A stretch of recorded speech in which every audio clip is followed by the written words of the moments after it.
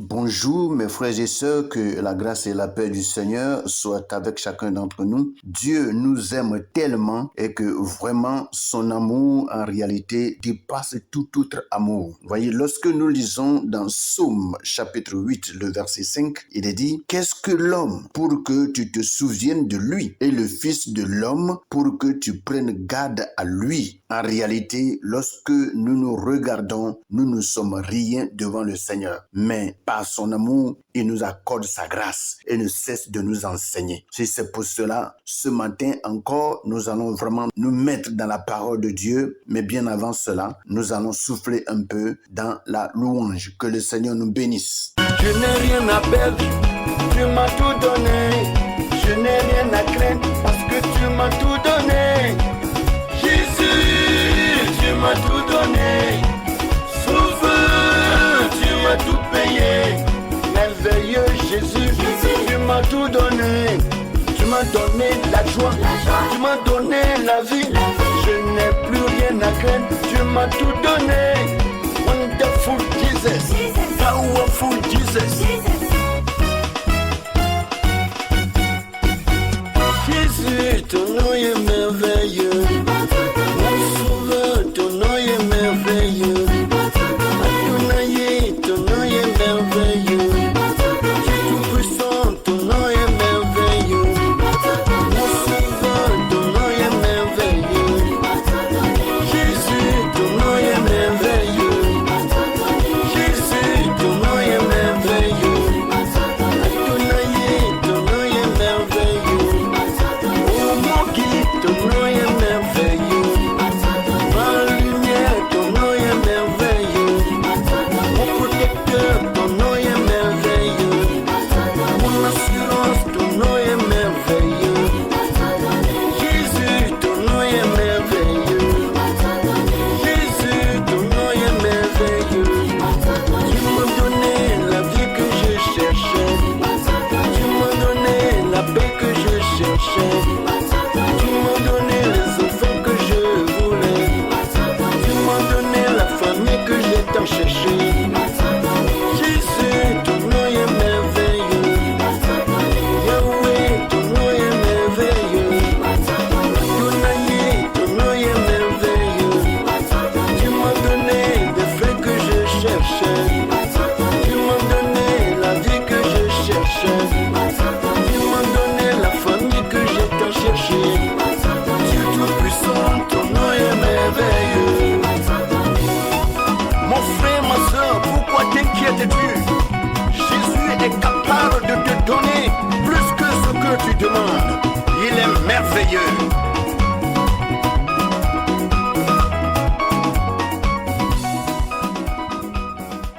Père très saint, nul n'est comparable à toi sur la terre, dans les cieux, même plus bas que la terre. Nul Père éternel ne peut être comme toi. Tu es unique en ton genre, le seul et le véritable, capable de toutes choses. Merci Père éternel pour ton amour qui sans cesse se manifeste dans notre vie tous les jours que tu nous accordes. Nous voici encore, notre Père céleste, au devant de ta sainte face pour te célébrer et te glorifier et aussi recevoir de ta part des instructions parce que c'est toi, notre Père céleste, qui est notre guide. Tu es notre lumière, notre Dieu. Et par ta parole, Père éternel, tu nous donnes, notre Dieu, de marcher, notre Père céleste, dans ta lumière sans toutefois heurter contre une pierre. Nous te glorifions parce que ce matin, tu es encore là pour nous enseigner. Père, manifeste ta puissance et enseigne-nous au nom de Jésus. Amen. Bonjour frères et sœurs, que la grâce et la paix du Seigneur reposent sur chacun d'entre nous ce matin et que les bontés de l'Éternel nous soient multipliées. Et après que nous ayons reçu la louange qui a rafraîchi l'esprit de chacun, la mémoire de chacun, nous allons sans trop tarder prendre nos Bibles dans le livre de Ecclésiaste, chapitre 7, à partir du verset 22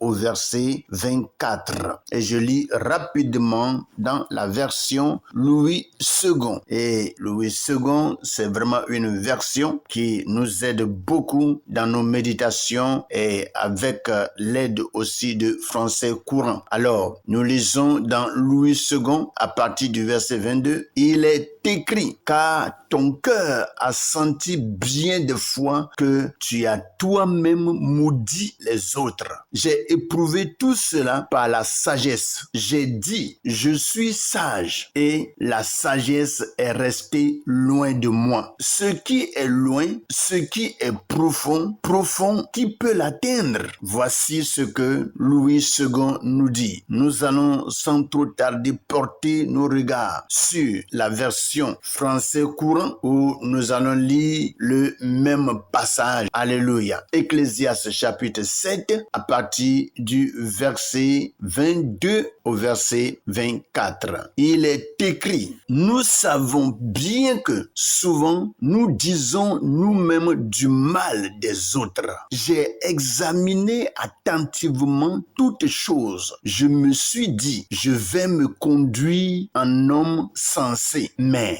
je n'ai pu atteindre ce but. La réalité est si vaste et tellement profonde qui la comprendra totalement. Voici ce que le français courant nous dit et nous allons profiter de ces deux versions pour commencer la méditation de ce matin. Nous retournons rapidement à la version Louis II pour entamer cette méditation. Car ton cœur a senti bien des fois que tu as toi-même maudit les autres. Ce passage que nous sommes en train de lire est la continuité du passage que nous avons lu hier, Ecclésiaste chapitre 7, le verset 21. Je peux rapidement lire ça pour nous aider à comprendre le texte. Ne fais donc pas attention à toutes les paroles qu'on dit, de peur que tu n'entendes ton serviteur te maudire, car ton cœur a senti bien des fois que tu as toi-même maudit les autres. Voici un peu ce que ce passage nous révèle ce matin. Il faut dire que hier, dans notre méditation, nous étions sur le verset 21 où ce passage nous dit « Ne fais donc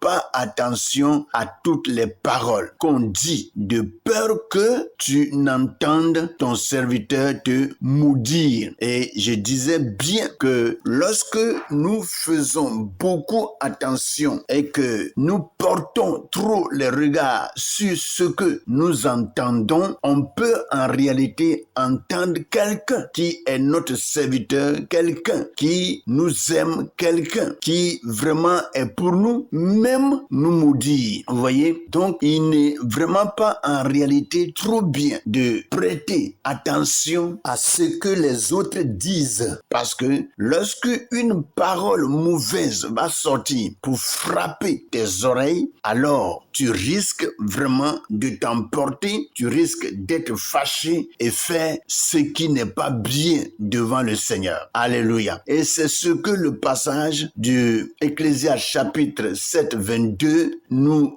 explique encore mieux. Et il dit, car ton cœur a senti bien des fois que tu as toi-même maudit les autres. Vous voyez, des fois, lorsque nous maudissons les autres, on croit des fois que ça ne fait rien. Mais il suffit en réalité que quelqu'un arrive à dire des choses pour parler mal de nous, pour attribuer des paroles maléfiques sur notre vie, alors on commence à être emporté, oubliant que nous-mêmes, nous avons fait la même chose sur quelqu'un. Vous voyez? Et très souvent, cela arrive. L'homme, vraiment dans ses actions, l'homme dans son caractère, peut des fois, dans ses paroles, dire des choses pour s'attaquer, ou soit pour détruire la vie de l'autre. Nous savons bien que la parole peut détruire, la parole peut tuer, parce que la langue,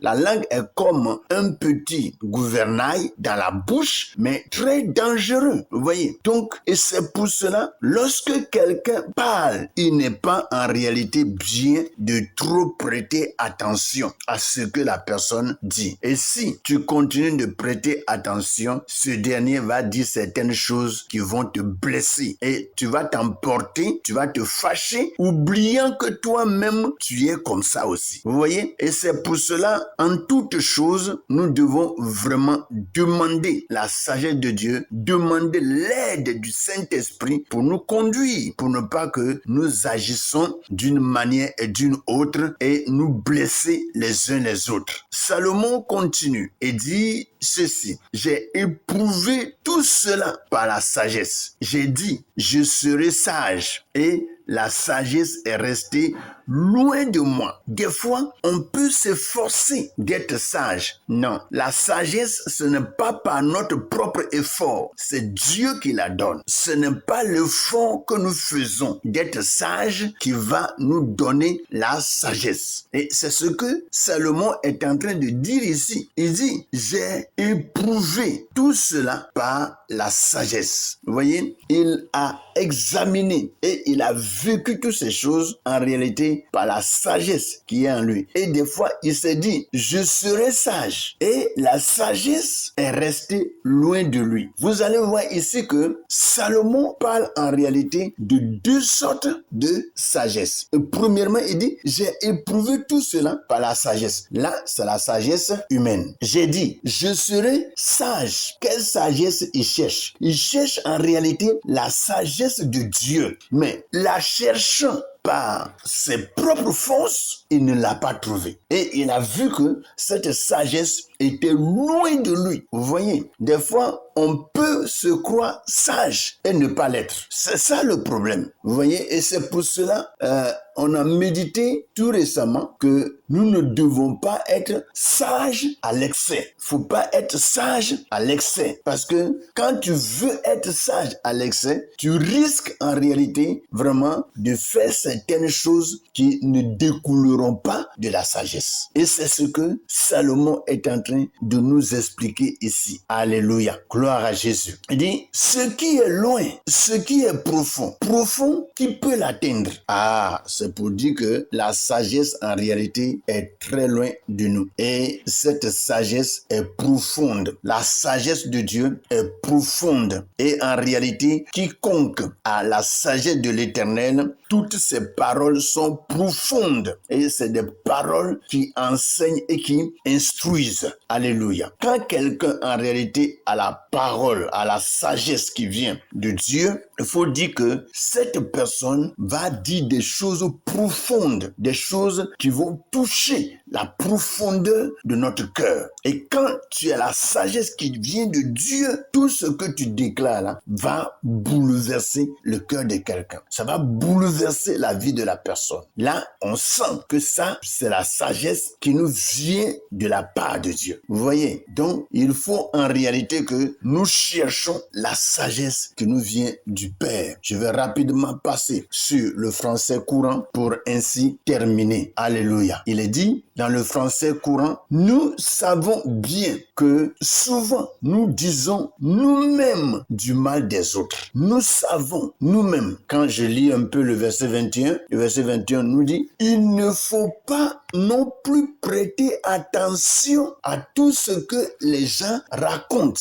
Sinon, on risquerait d'entendre son serviteur dire du mal de soi. Et Salomon continue, nous savons bien que souvent, nous disons nous-mêmes du mal des autres. Très souvent, quand on parle mal des autres, on ne veut pas qu'on parle mal de nous. Et c'est comme ça l'homme. L'homme est prêt à dire de n'importe quoi sur toi, à déclarer beaucoup de choses sur toi. Mais lorsque toi, tu vas commencer à dire des choses sur lui et que ses oreilles entendent cela, tu vas voir qu'il va s'en prendre à toi en mal, même te haïr. envahir. Vous voyez? Donc, cette parole ce matin nous aide en réalité à savoir entendre pour ne pas nous blesser ou bien faire du mal à notre âme et même à tout notre être entier. Salomon dit au français courant, j'ai examiné attentivement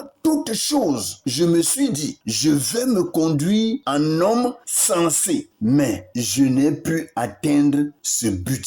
Il s'est dit qu'il veut se conduire en homme sensé, en un homme sage, intelligent. Mais des fois, dans tous les efforts qu'il fait, il n'est même pas abouti à cela. Il n'est pas arrivé à ce but. Mes frères, arrêtons de faire des efforts pour avoir la sagesse de Dieu. Aucun effort ne peut nous amener à la sagesse de Dieu, mais si nous laissons Dieu nous saisir, Dieu nous envahir par son esprit, alors nous aurons sa sagesse qui va nous illuminer, nous éclairer et nous conduire dans la droiture. Que le Seigneur bénisse chacun d'entre nous et que sa grâce, sa puissance, son autorité soit le partage de chacun. J'invite chacun d'entre nous à continuer cette méditation et à recevoir par le Saint-Esprit des enseignements, des instructions qui viennent de la part de Dieu. Soyez bénis et passez une merveilleuse et glorieuse journée au nom de Jésus. Amen.